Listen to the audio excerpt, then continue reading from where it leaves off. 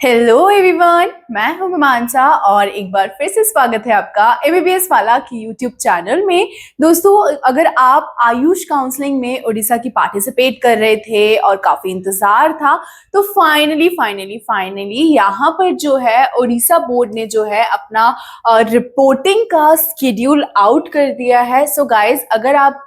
उड़ीसा की काउंसलिंग में पार्टिसिपेट कर रहे थे तो आप लोग के लिए बिग अपडेट है। और अपडेट में आप देख सकते हैं कि यहाँ पर जो है काफी सारे स्केड्यूल जो है यहाँ पे मेंशन करे हैं कि कहाँ पर आपको रिपोर्टिंग करनी है, किस कॉलेज के लिए करनी है। सो 15 से यानी कि 15 ऑफ सितंबर से जो है आपकी रिपोर्टिंग जो है वो स्टार्ट हो जाएगी। एंड आप देख सकते हैं गपा बंधु आयुर्वेदा महाविद्यालय जो पुरी में है, बीएमएस के लिए आपको रिपोर्टिंग जो है सुबह 10 बजे से 11 बजे का यहाँ पर जो है आपको टाइम दिया गया है। इसके बाद आप देख सकते हैं कि 15 को ही गवर्नमेंट आयुर्वेदा कॉलेज जो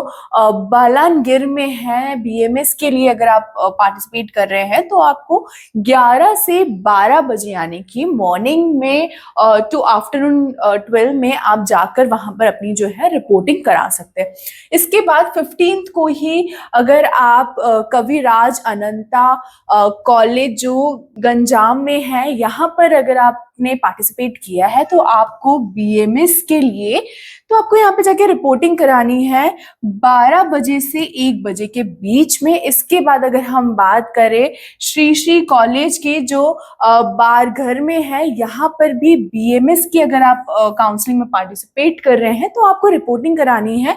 2 से 3 बजे के बीच में। इसके बाद जो श्री श्री कॉलेज 15 को अगर आप पार्टिसिपेट कर रहे हैं तो 15 को श्री श्री कॉलेज जो कटक में है, बीएमएस के लिए अगर पार्टिसिपेट कर रहे हैं तो आपको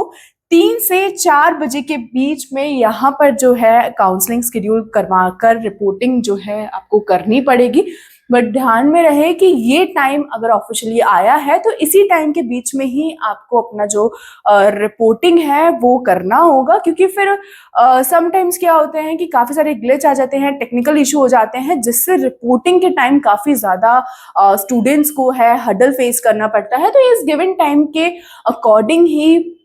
आप अपना स्केड्यूल जो है वो प्लान करें एंड देन जाकर अपनी रिपोर्टिंग करा लें। अगर आपके घर से भी थोड़ा बहुत डिस्टेंस पे है रिपोर्टिंग का तो आप पहले ही निकल जाएं ताकि आप अपने जो रिपोर्टिंग का टाइम है, स्केड्यूल है, उसके टाइमलाइन के अकॉर्डिंग ही आप रीच कर पाए। नेक्स्ट 16th आ गई, यानी कि 16th को डॉक्टर अभिना जो भुवनेश्वर में कॉलेज है, यहाँ पर अगर आप बीएमएस के लिए पार्टिसिपेट कर रहे हैं तो आपको 10 से 11 के बीच में यानी कि 16th को 10 से 11 के बीच में जाकर आपको रिपोर्टिंग करानी पड़ेगी बीएचएमएस के लिए। अब उत्कल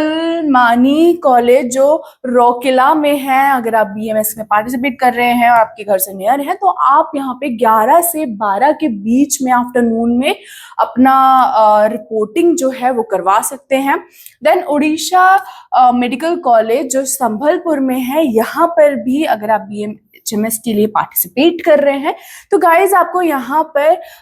12 बजे से 1 बजे के बीच में रिपोर्टिंग करनी है, ये 16th को। और अगर आप बिजू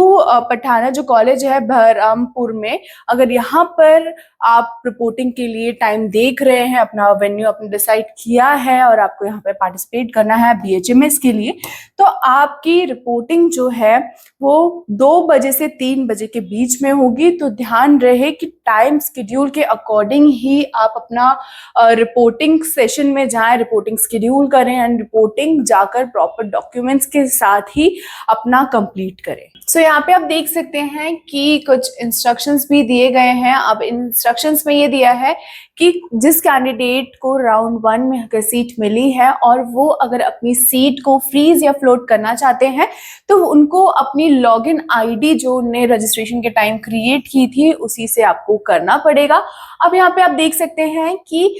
एडमिशन फीस जो है वो कॉलेज जो है 2 टाइप से जो है एक्सेप्ट करेगा। फर्स्ट तो ऑनलाइन एंड सेकेंड जो है डीडी यानी कि डिमांड ड्राफ्ट के थ्रू।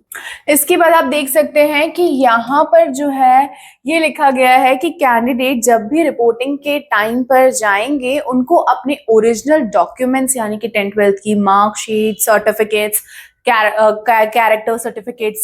टीसी एंड आपका डोमिसाइल, ये सारी चीजें आपको वहां पर लेकर जानी पड़ेगी। और उसकी जो है सारी फोटोकॉपी भी आपको लेकर जानी पड़ेगी, यानी कि फोटोकॉपी का सेट भी लेके जाने पड़ेगा। अब यहाँ पे आप देख सकते हैं कि कैंडिडेट को अपने ओरिजिनल डॉक्यूमेंट्स तो लेकर जाने ही हैं, साथ ही साथ अपने रिपोर्टिंग के टाइम अपने गार्जियन जो है उनको लेकर जाना है। अब यहाँ पर आप देख सकते हैं सबसे इम्पॉर्टेंट पार्ट कि अभी आपको जो है कॉलेज में रिपोर्ट नहीं करना है जब तक आपकी जो फॉर्मेलिटीज है, एडमिशन प्रोसेस जो है वो अभी तक कंप्लीट नहीं होता, तब तक आपको वेट करना पड़ेगा एंड देन आपकी जो है फाइनल रिपोर्टिंग जो है वो कंप्लीट होगी। अब इसके बाद भी ये इम्पोर्टेंट पॉइंट है कि आपका जैसे ही वेरिफिकेशन फीस सबमिशन सब हो जाएगा, उसके बाद जो है कॉलेज को जो है सारे प्रोसेस और एडमिशन फाइनल की जो प्रोसेस है वो यहाँ से OJE की तरफ से जो है सेंड हो जाएगी। उसी के बाद आपका यानी कि फाइनल एडमिशन कंप्लीट होगा। अब यहाँ पर आप देख सकते हैं कि अगर आपका कोई रिफंड का अमाउंट है और आपको वो अमाउंट मिलना है तो वो डेफिनेटली अमाउंट मिलेगा, बट यहाँ पर एक कंडीशन ये है कि जब आपका पूरा एडमिशन प्रोसेस हो जाएगा उसके बाद ही आपका